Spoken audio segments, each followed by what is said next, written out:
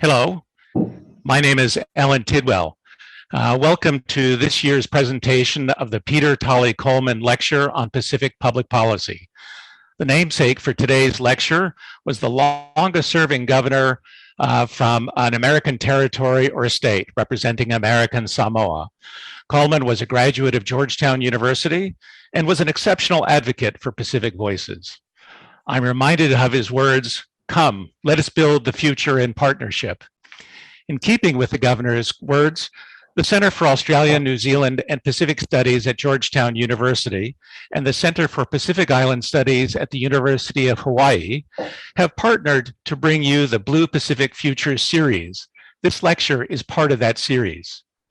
We are pleased to welcome Prime Minister Fiame Naomi Mataafa, the Prime Minister of Samoa. After the Prime Minister's speech, she has kindly agreed to answer a few questions, and I'll ask you to use the Q&A function on the Zoom interface to post those questions. Introducing the Prime Minister is Governor Coleman's daughter, Congresswoman Amata Rattawagan, representing the people of American Samoa. Congresswoman, over to you.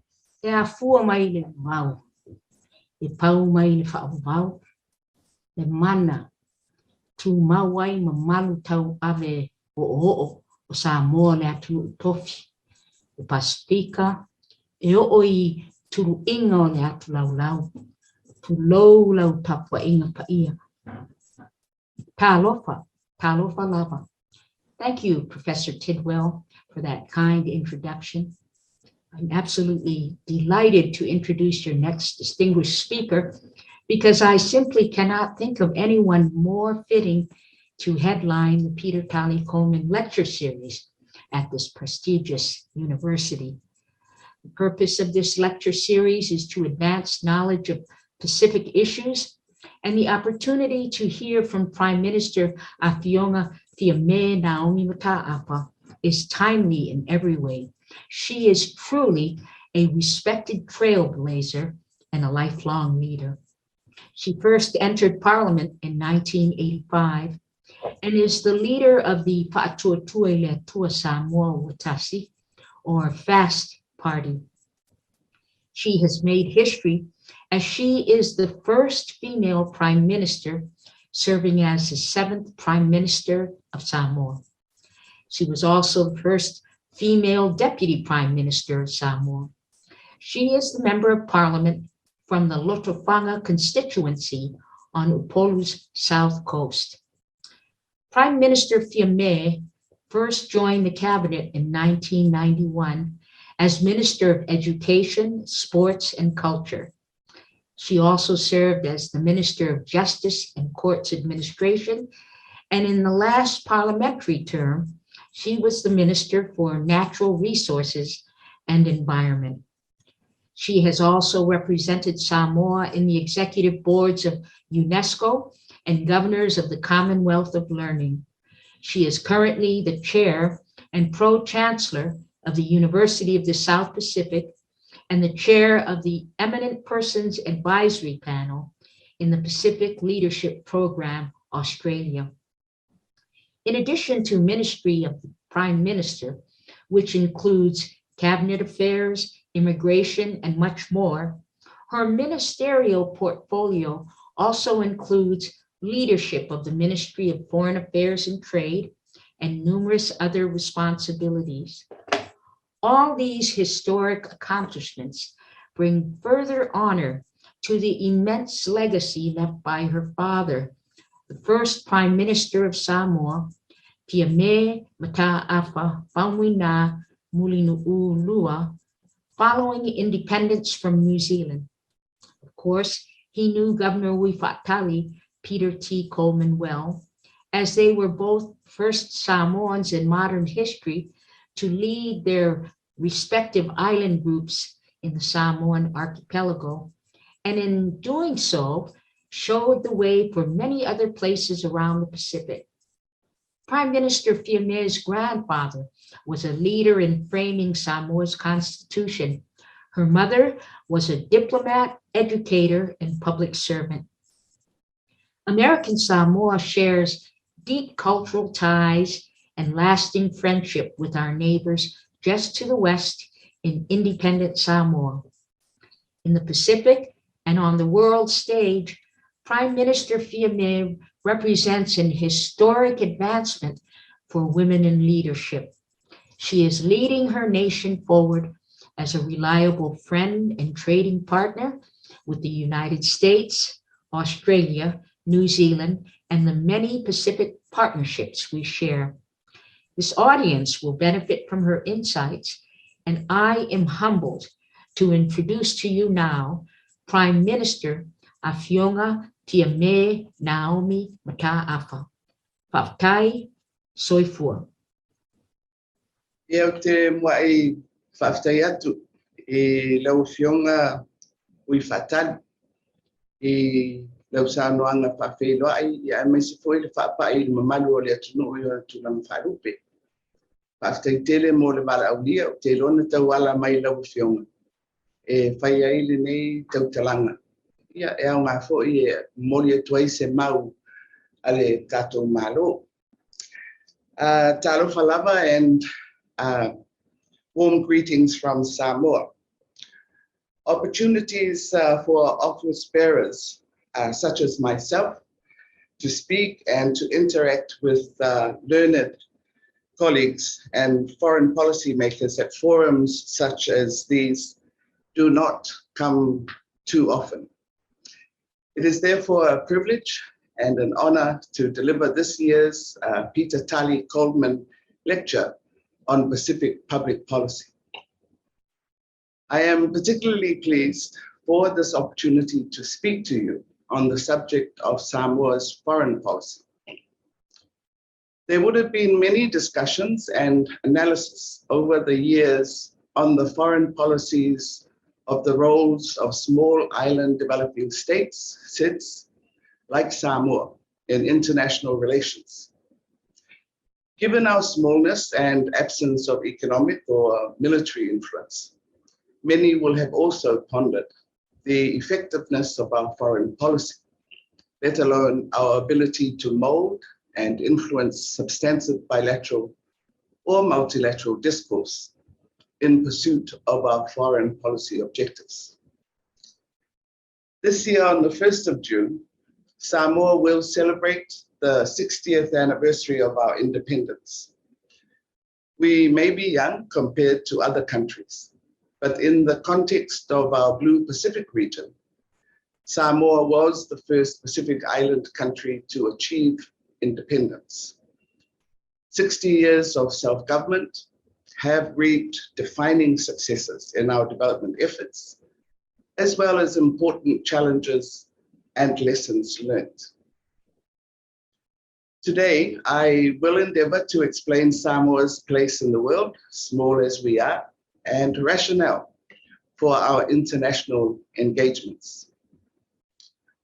Samoa is dedicated to actively promoting a diplomacy for peace, security, stability, creating sustainable partnerships, deepening and broadening substantive ties in various fields with countries that have similar values, and maintaining regional peace, security, and stability. The objectives of Samoa's foreign policy are to protect Samoa's independence and sovereignty, to expand opportunities for our citizens to overcome our geographic limits, and, notwithstanding the current challenging environment, to leverage our strong relationships with global partners to build back better post-COVID-19 and to continually address the formidable challenges of climate change, considered the single greatest threat to small island countries of the Pacific and our people's livelihoods. Samoa's Ministry of Foreign Affairs and Trade is responsible for the conduct of our foreign policy and diplomatic undertakings. These are strategically employed to interact and engage with other countries and in regional, international, and multilateral bodies. In pursuing our core interests, several key principles guide the management of our foreign relations. which include Samoa being a successful and vibrant economy, and that we attain political stability and a united society. That our diplomacy include the promotion of friendly relations as a way to protect and advance our government's goals without compromising our national interests. That Samoa is a credible and consistent partner, and that we uphold the rights and sovereignty of all states and the rule of law. Because we are a small island developing state, we have to stand up and be counted when we need to do so. This is an undeniable fact. The decision rests with us to determine how we need to redefine the rules of the game, so to speak, to assure that the rights of our country are adequately protected. Put simply, we have to define the rules as we see them to protect our interests.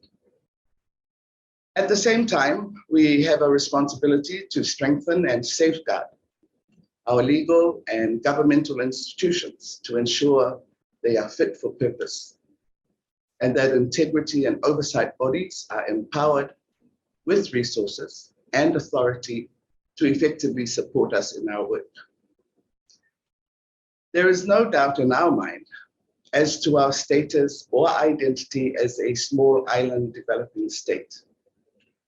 Many of you will know that Samoa graduated from least developed country status in 2014, prior to hosting the third international conference for small island developing states, which culminated in the Samoa Pathway.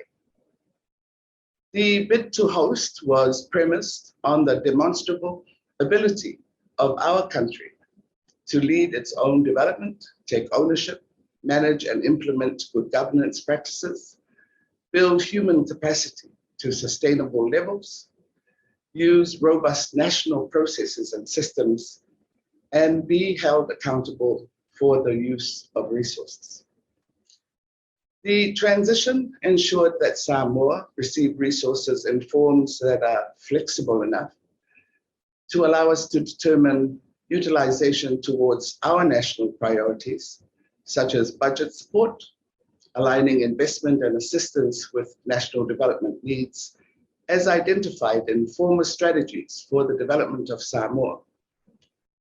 The Samoa 2040 Plan, the 2022 Platform for the Development of Samoa. Samoa has a narrow economic base. We also have the smallest EEZ in the Pacific, and we remain highly susceptible to economic and environmental shocks, especially cyclones and other natural disasters.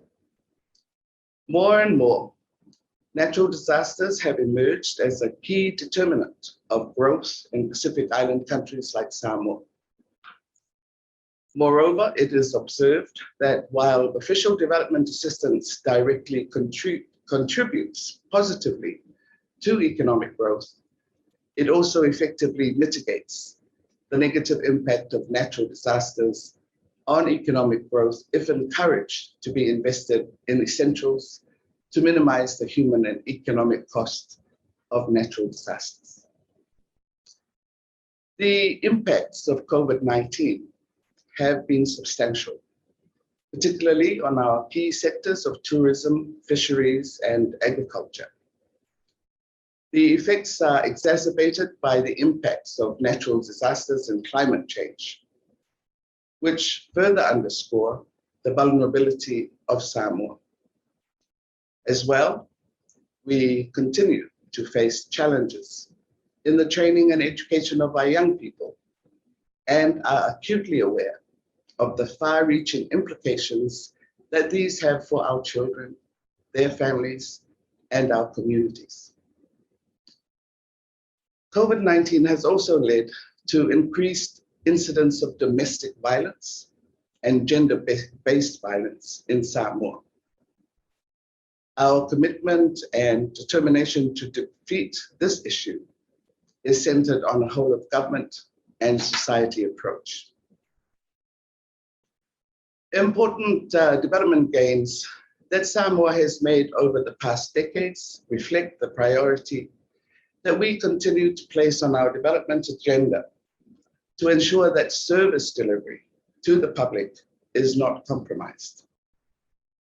We have also not been alone in our development journey and wish in this regard to acknowledge the support and generosity of all Samoa's development partners. Importantly, and what has been consistent throughout these times, is that we have managed to attain and maintain political stability and a united society. For Samoa, these conditions are imperative in fostering a successful and vibrant economy, safety and security, and in promoting opportunities for broad-based growth and investment. They are vital in international relations, in building trust, goodwill, and cooperation, and in strengthening our role and contribution in multilateral diplomacy. The foundation of Samoa's culture, our matai, or chiefly system, has significant bearing on stability in Samoa through its collective decision-making and responsibilities that extend from family to village, district, and national levels. In essence, we have been able to integrate well the best of our customs and traditions and the values that we have adopted from our world without borders. The events that unfolded following our general elections almost a year ago, last April, created what many called a constitutional crisis. These will be recorded in the annals of Samoa's history as a journey of a mature democracy, which divided and tested the key pillars of our society, our faith, our culture, and the rule of law. Today, my government has made good progress of what we set out to do, and that our ability to be able to achieve these, notwithstanding the many challenges we face as a country and people, is testament to Samoa's continued strong belief in our cultural values, the rule of law, democratic principles, good governance, and the protection of the rights of our people.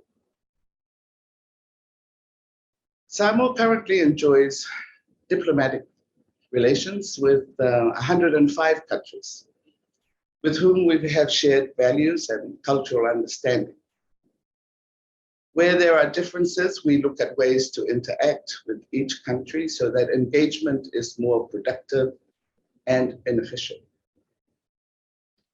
As a Pacific Island country and a small island developing state, I should note that more often than not, the similarities and the interests of Samoa with other Pacific Island countries and SIDS meant that there were more factors uniting the leaders of our Blue Pacific region and SIDS than there were dividing them. Generally speaking, what might work for Samoa may be useful for another Pacific Island country or small island developing state. But there are no one-size-fits-all solutions to the multitude of challenges faced by Samoa and SIDS. Samoa is also a member of several international organizations. Following our independence in 1962, Samoa became a member of the Pacific Community, formerly the South Pacific Commission, in 1965. The Commonwealth of Nations in 1970, and the United Nations in 1976. Early on after independence, we became a member of some of the multilateral financial institutions, including the Asian Development Bank in 1966, and later the World Bank Group. Samoa is also a founding member of the Pacific Islands Forum formerly the South Pacific Forum, which was established in 1971. We are also a member state of the Organization of African, Caribbean, and Pacific States, which was created by the Georgetown Agreement in 1975. While we continue to strengthen relations and work closely with our traditional partners to ensure our interests and development aspirations are realized, we have also increased our engagement with other partner countries. Samoa is increasingly recognized as an important international player and trusted partner in our Blue Pacific region and globally.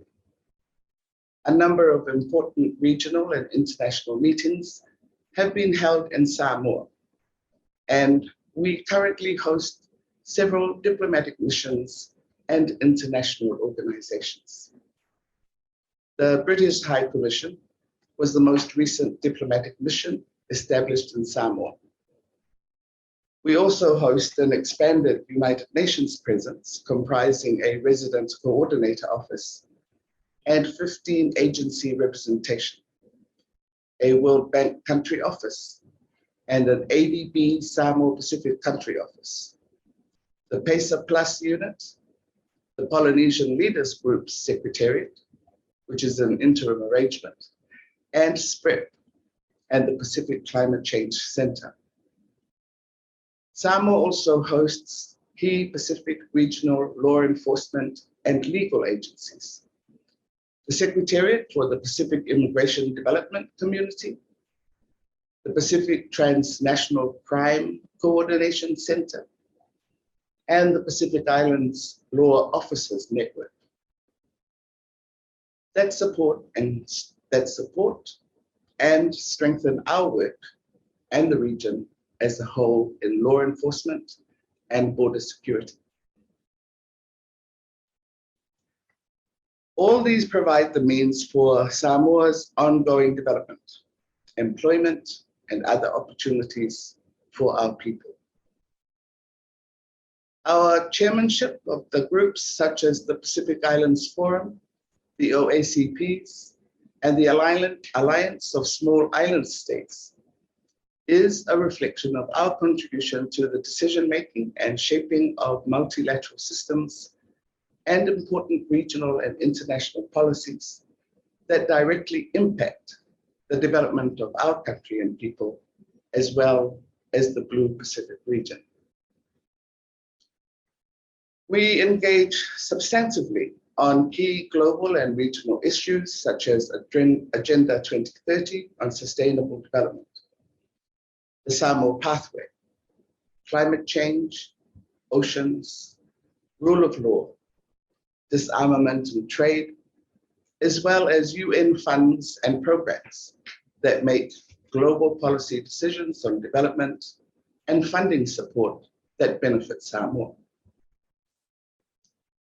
Our government officials have been elected to serve on key intergovernmental bodies such as the Green Climate Fund, UN Women, UNDP, the UNDP Executive and the UN Interagency Expert Group, and treaty bodies, and in executive leadership roles in the OACPs, the Forum Secretariat, SPC, the Secretariat of the Pacific Regional Environmental Program, and the Forum Fisheries Agency.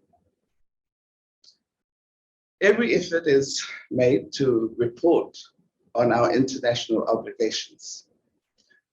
Most recently, Samoa's second voluntary national review on the implementation of the SDGs was presented in July 2020, having volunteered to present our first national review at the 2016 High-Level Political Forum.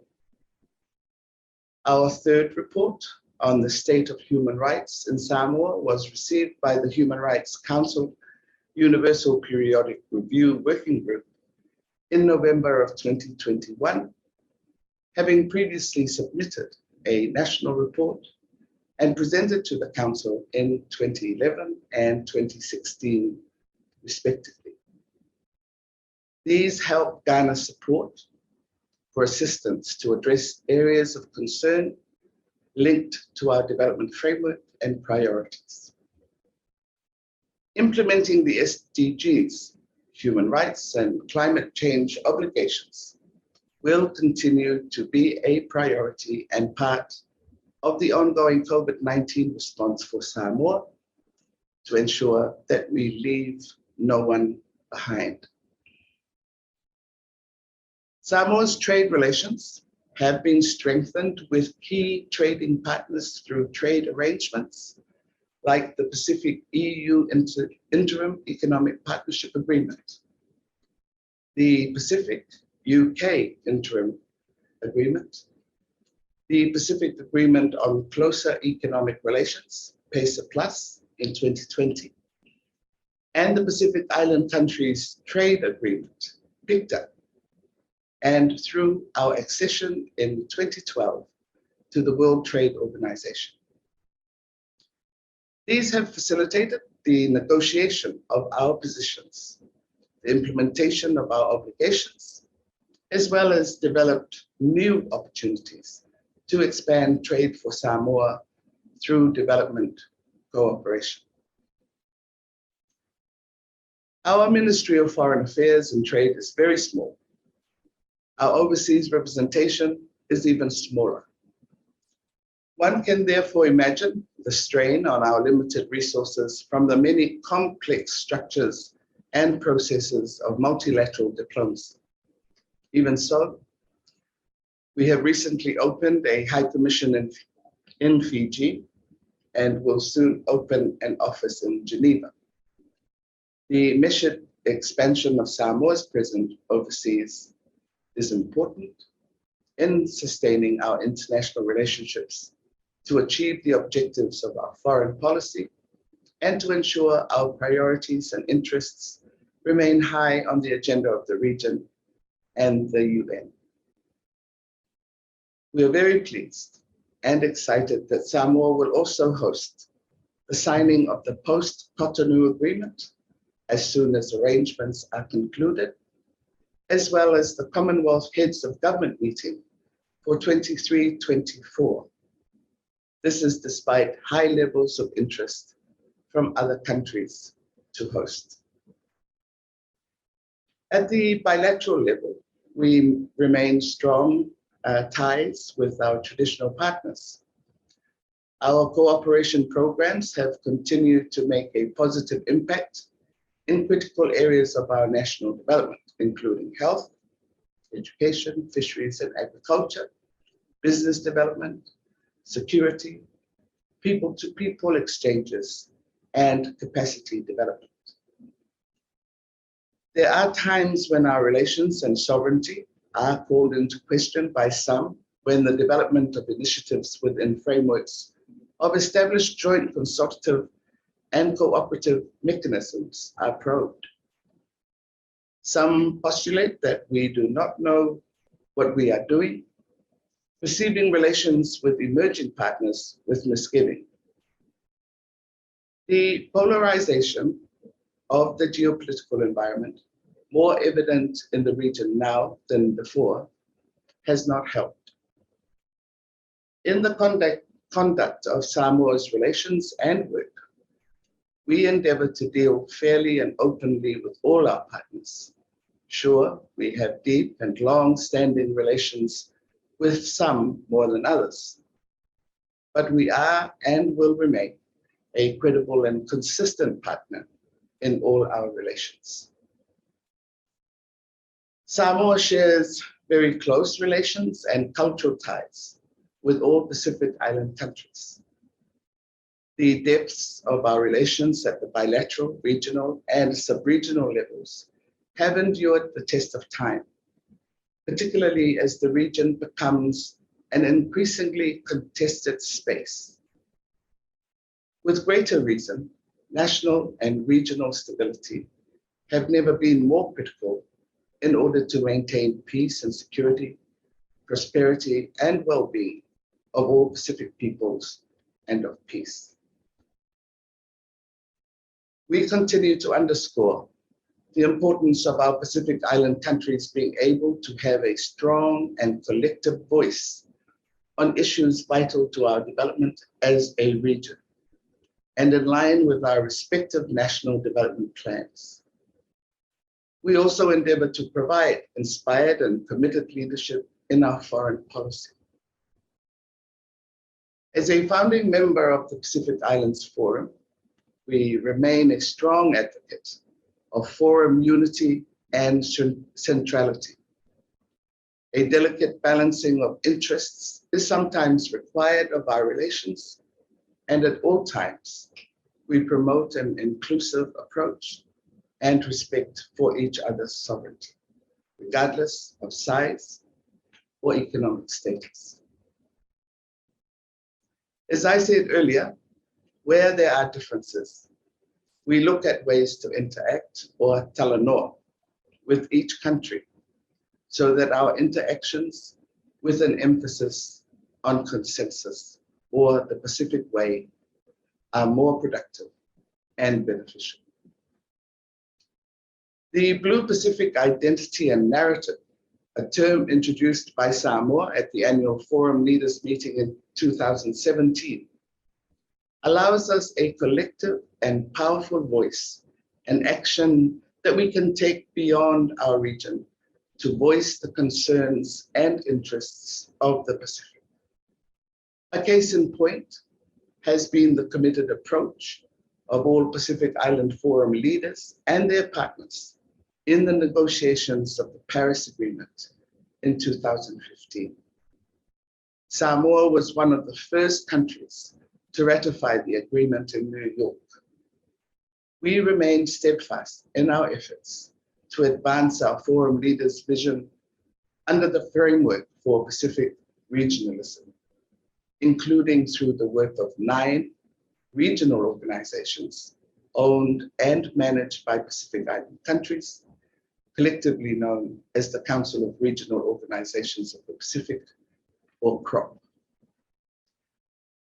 The Pacific is swimming in a sea of so-called fit-for-purpose strategies stretched from the tip of Africa, encompassing the Indian Ocean, and morphing into the vast blue Pacific Ocean continent that is our home and place. Samoa has learned to engage proactively in every opportunity that comes our way. A range of development strategies in the region, Indo-Pacific Strategy, the Belt and the Road Initiative, Step Up, Pacific Reset, Pacific Uplift, and the Pacific Elevation Strategies continue to ramp up interest in our region, including access to our ocean and resources. In return, we expect genuine and durable engagements by way of quality partnerships premised on understanding, friendship, mutual benefits, and a collective ambition to achieve sustainable results and stability. They must also be non-interventionist. Our Blue Pacific region's priorities reflect Samoa's priorities: climate change and resilience, sustainable ocean management, use and conservation, regional security, fisheries, nuclear legacy issues, and regional and national responses to COVID-19 and recovery efforts. Notwithstanding our smallness, the complexity of the challenges that we face cannot be addressed by any one sector organization or country alone. Robust partnerships with our Pacific regional organizations, private sector, and civil society are vital and deeply valued, and these complement our bilateral and multilateral relations. Our experience has shown that a stable and resilient security environment provides the platform for achieving our Blue Pacific region's sustainable development aspirations. As Pacific leaders, we strongly believe in being part of a Blue Pacific continent that is free from military competition, and a Pacific that remains free from unrest and war that affect many other parts of the globe. As a member of the United Nations, Samoa is committed to multilateralism, which guarantees sovereign equality of all member states, regardless of economic or military strength, and enables all countries to contribute and be heard in the global community. Samoa will therefore continue to advocate for a multilateral system, that which is equitable, democratic, effective, and principled. Our membership in international organizations such as the United Nations, the Commonwealth, the OACPs, global financial institutions, and our regional prop agencies, amongst others, has helped to raise the profile of Samoa.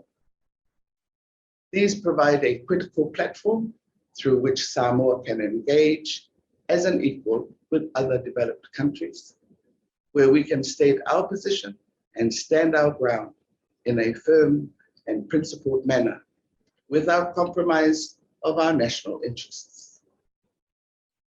Our alliance with groups of developing countries through OASIS, the G77 in China, and the OACPs has served as important avenues for advancing Samoa's interests as a small island developing state. 14 Pacific Island foreign members are UN members, with or without New Zealand. The common and united nature of foreign island countries often represent a formidable voting bloc in the United Nations and the ability to influence the shaping of global decisions facilitated by the United Nations. Given our obvious limited resources and economic prowess, diplomacy is vital in our approach to ensure our place and role in international peace, security, cooperation, prosperity building, and the protection of human rights. We strongly support the maintenance of a rule-based international order and the support peaceful resolution of disputes with full respect for legal and diplomatic processes. As well, the integrity of international law and international agreements, such as the UNCLOS, the Rio Conventions, Paris Agreement, should not be in any way be undermined. Our region's nuclear legacy continues to shape our resolve and perspective to support nuclear disarmament at all costs and to ultimately have a world free of nuclear weapons. As our modest contribution towards our collective security, we continue to provide police officers to UN peacekeeping missions to honor a commitment we made in the year 2000. The opportunity to realize the full benefits of the Blue Pacific rests in the ability of our foreign member countries to work and stand together as a political bloc. The challenge for us is maintaining solidarity in the face of intense engagement of an ever-growing number of partners in our region. The United States is one of Samoa's important development partners. It is also one of the 5 founding dialogue partners of the Pacific Islands Forum when the dialogue was established in 1989.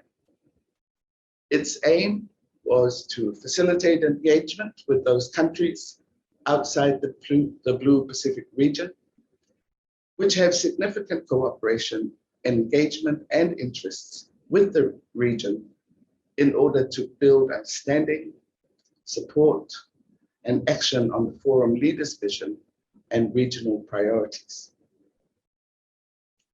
Today, the Forum has 21 dialogue partners, whether through bilateral, regional, or global engagement.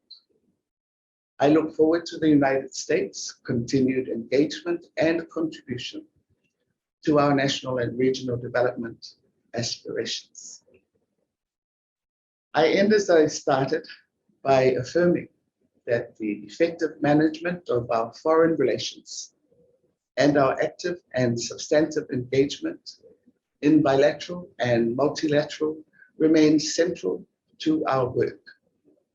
Hence our rationale for joining the Global Partnership for Effective Development Cooperation. We want practical benefits. We want to achieve real outcomes. We want to improve the way we interact in the international arena. We may not be a powerhouse in the global order, but we will not be discouraged or compromised in our determination and commitment to inspirational leadership of Samoa and of our Blue Pacific continent, and the maintenance of peace and security, prosperity and well-being of all Pacific peoples.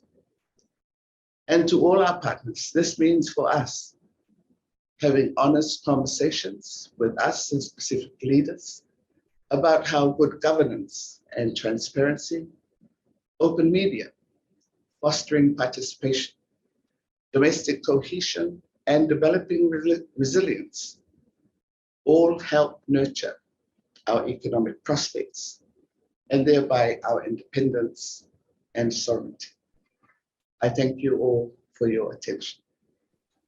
Thank you so much, Prime Minister. That was a most informative and wonderful presentation. I'm sure that there are questions in the audience forming as we speak. I might just press you just for a moment as we wait for those questions to come in. I just might press you a little bit further on the question of regional stability. You know, the past year and a half, the past 2 years have been, of course, tremendously challenging for everyone. With COVID, of course, isolating people in their homes and in their countries. And then there have been the other challenges of political change. And you certainly had that challenge in Samoa. And the other challenge, of course, in the Pacific has been on the question of Micronesia's participation in the Pacific Island Forum. And I was wondering if you could reflect a little bit more pointedly on the Pacific Island Forum, and what is Samoa's position about inviting our Micronesian friends back into the forum? If you could speak directly to your Micronesian partners, what would you say? I think work is already being done to reclaim the unity of the Pacific family.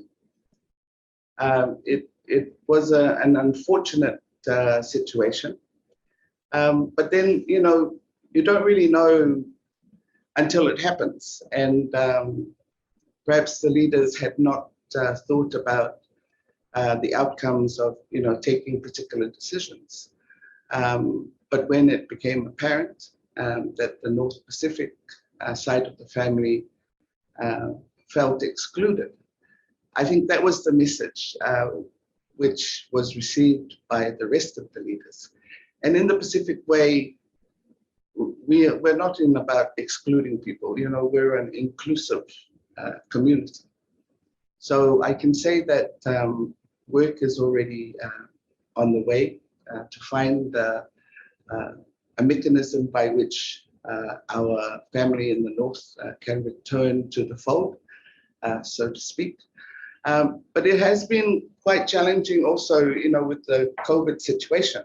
I mean, internationally, I mean, like this meeting, we're having to meet virtually. So, you know, to try and have the kinds of meetings to provide a way back for the North has been quite challenging because we have not been able to talanoa, which is a face-to-face consultation.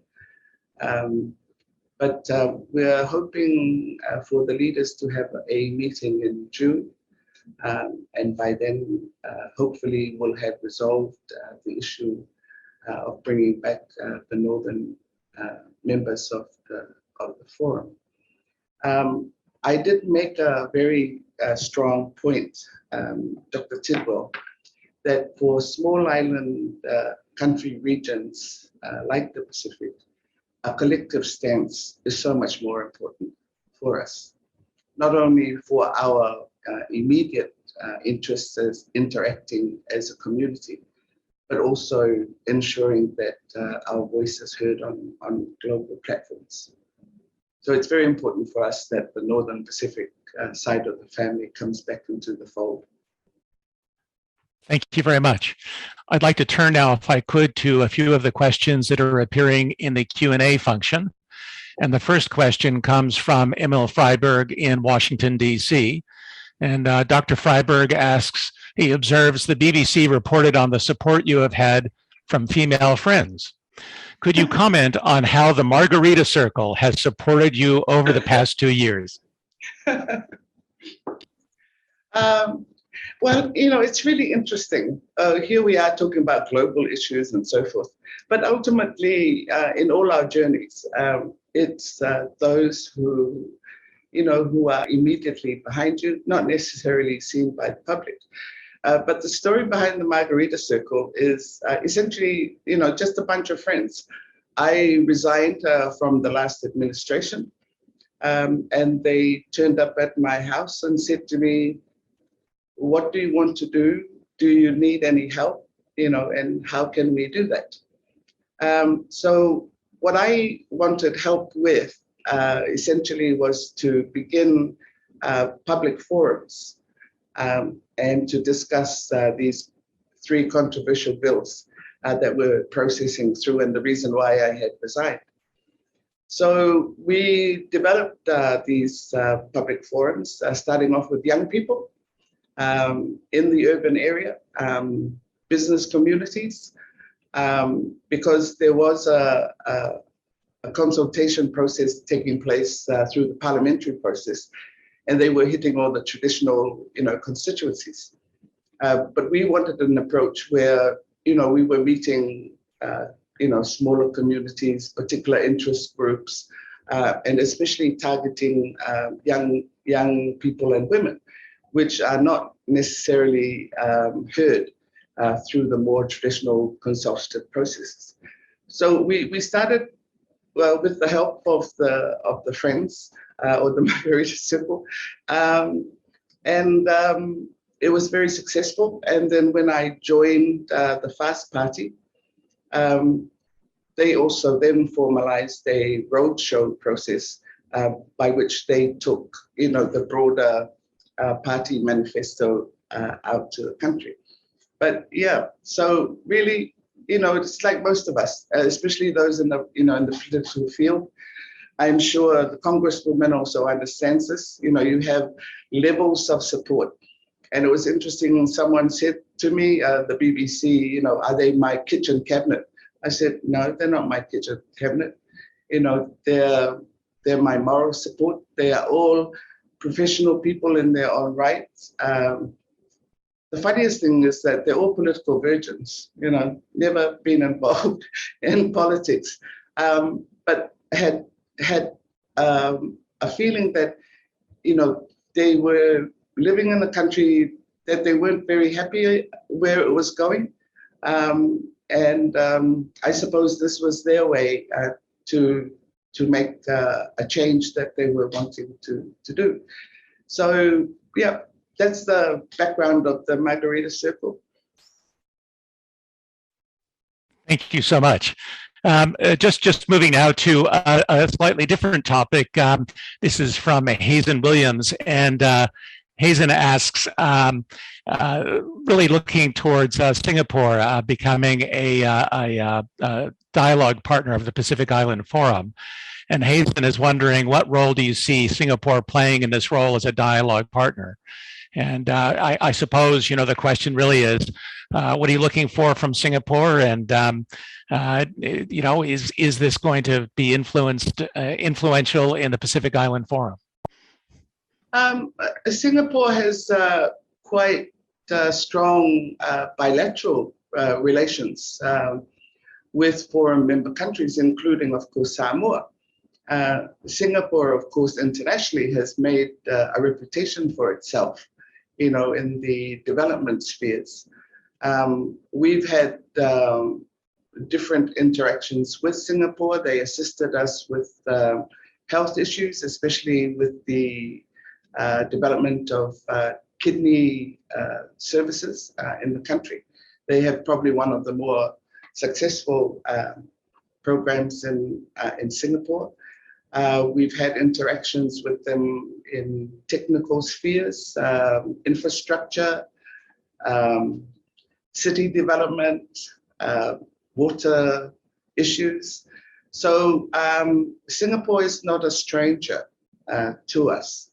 So to formalize a process through which they can engage at yet another level with our region, I would welcome their participation.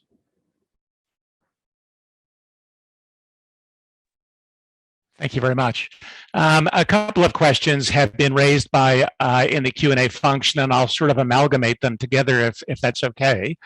And really, it focuses on the question of what can the United States do better as a partner to Samoa, as a how can we be more supportive of Samoa and the other Pacific Island countries, particularly thinking about things like transnational threats, the illicit drug trade, gangs, illegal fishing, natural resource management, and so on.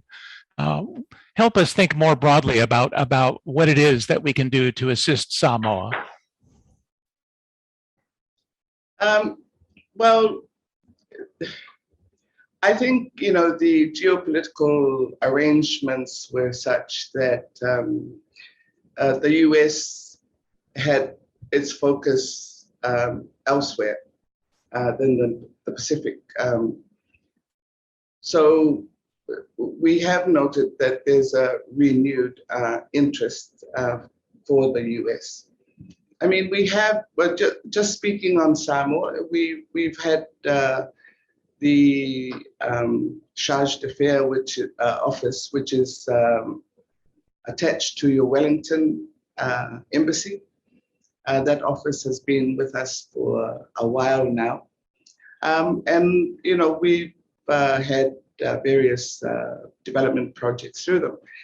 Of course, the largest project the US has with us is the Peace Corps. And that has made a big contribution to education. Some of the other technical fields that we've had, shortages of, as you would appreciate with a small country and limited human resource. So that particular program is a significant program with the US.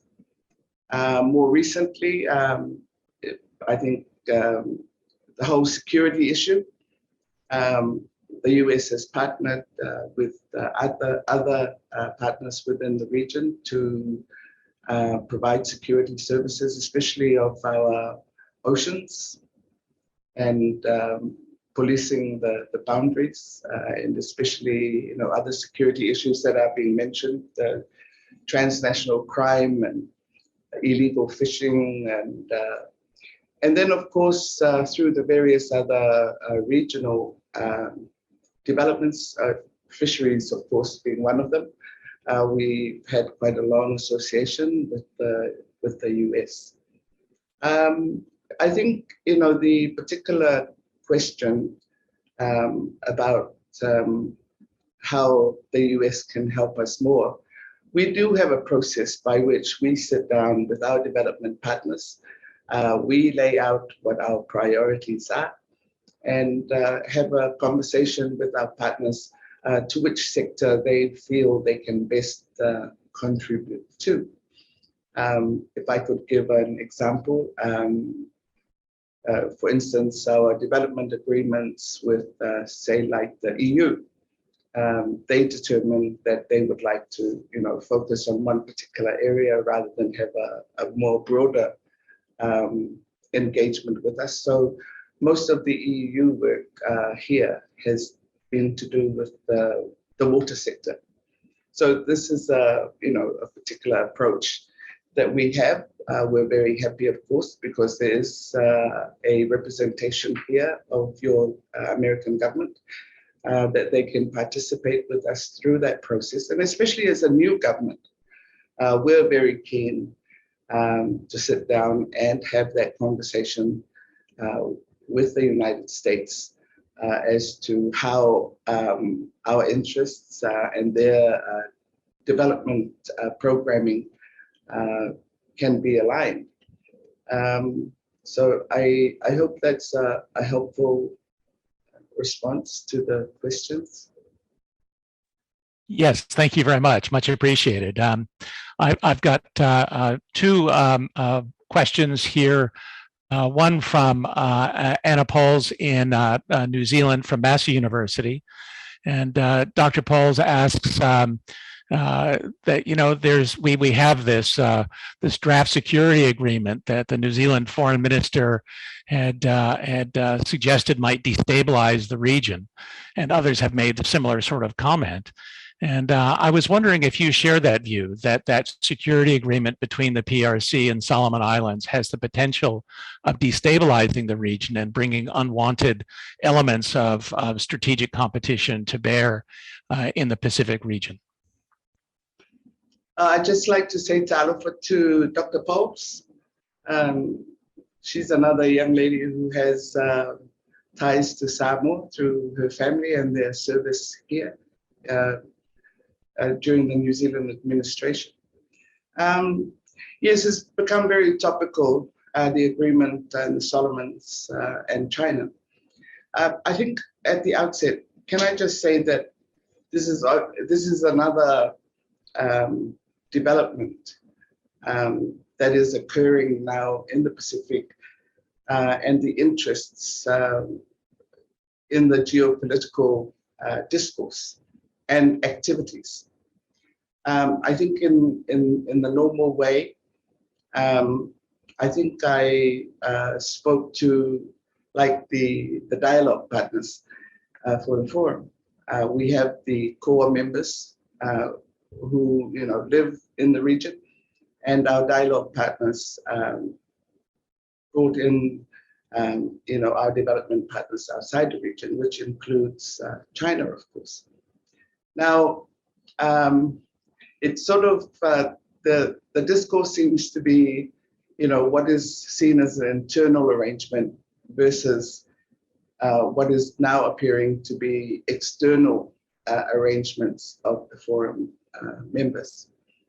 Well, at the outset, I think, Solomon's as a sovereign country, we have to respect the choices that they make. I think this is a growing reality and another facet that is developing in the Pacific.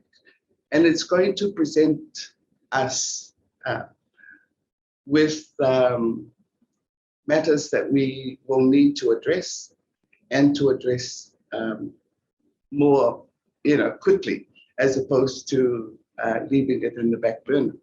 So I'm very keen as the leader for Samoa to raise this issue with the forum family. We do have security agreements, the Bikatawa, the Boe arrangements. And I think the discussion needs to be held in that context, as opposed to, oh my gosh, Solomon Islands is siding up with China. I think we need to take a broader view. And I think we also need to very quickly as a region come to terms with a reality that is developing. I don't think, it's in our interests sort of stick our heads in the sand and say, oh, either we wish it would go away, we wish it wasn't happening. But just have very clear discussions, and first and foremost, as a region, come to an understanding of how we manage our relations internally and externally. In terms of the Solomon Islands, I don't need to explain to you that there has been unrest in the Solomon Islands for a long time, and I think this is a choice or a path that Solomon has taken at this point because of the internal situation that they find themselves in. And I think, we need to be thinking, how best as a region, we can assist Solomon Islands. And of course, we have the examples of Ramsey. That was a very effective, and also understand why it is that these choices have been made. But I think, the choices that have been made, as a politician, the internal situation in the Solomons is such that, this is a choice and a decision that the government has taken. Other members of the Forum family have expressed their positions. I understand that the chair of the Forum, Prime Minister Bainimarama, has been discussing with the leadership in the Solomon Islands, from a regional perspective. But that is why we from Samoa have been pushing very strongly for the Forum to quickly come together and to be looking at these issues that are growing and deepening within our region. Thank you very much. I certainly will look forward to hearing more from the Forum on this important topic. Prime Minister, I know that we're quickly running out of time, but I did want to turn to a question from my partner, Tara Kabutala at the Center for Pacific Island Studies at the University of Hawaii. And of course, Tara and I have been collaborating on putting on this Blue Pacific Futures lecture series. And Tara asks, while geographical discussions have focused on China's growing influence, Indonesia is also increasingly influential in the region, framed by its Pacific elevation. What are your views on Indonesia's growing influence, especially in relation to the West Papua issue? Well, that has been an ongoing issue within the region. I think from Samoa's position for the last decade or so has been, again, it's a discourse that should go directly to the Indonesian government and leadership in terms of making it accountable in terms of the rules that govern, colonial governance, human rights, the protection of peoples, and so forth. That has been the line that we have taken. I think that there probably needs to be a bit more rigor around the follow-up and the compliance, I suppose we could say, of how Indonesia conducts, especially around Papua New Guinea, West Papua rather. There are different movements, as I'm sure you're aware, more sort of people-centered movements, and this is no different from what has happened in other parts of the world. But as a government, I think my administration will continue on the line of the position taken by our previous administrations on how we deal with the West Papua and Indonesia. I think that Indonesia also probably needs to get further understanding of the links within the Pacific region to the Papua New Guinean continent and the ties that are there. So I think that's my best response for you at the moment. Thank you very much. I've got time, I think, just for one more question, Prime Minister, and this is really coming from a Samoan youth born, living here in the United States, and the question really becomes: what can Samoan Americans do to get more involved with efforts to help the Samoan government? And that really can help also leverage the United States in the Blue Pacific region. What could our diaspora Samoans in the United States do that would be of help to the broader Pacific community? Well, you know, the Samoan diaspora is a wonderful element for us. During the last elections, we saw a very active Samoan diaspora in terms of support. So, you know, probably from our perspective, that was very good. But I think I wanted to speak to the skills and capabilities that are out there with our diaspora. And we would really like you know, to invite the diaspora to, you know, see Samoa as an opportunity for them to bring back their skills and capabilities.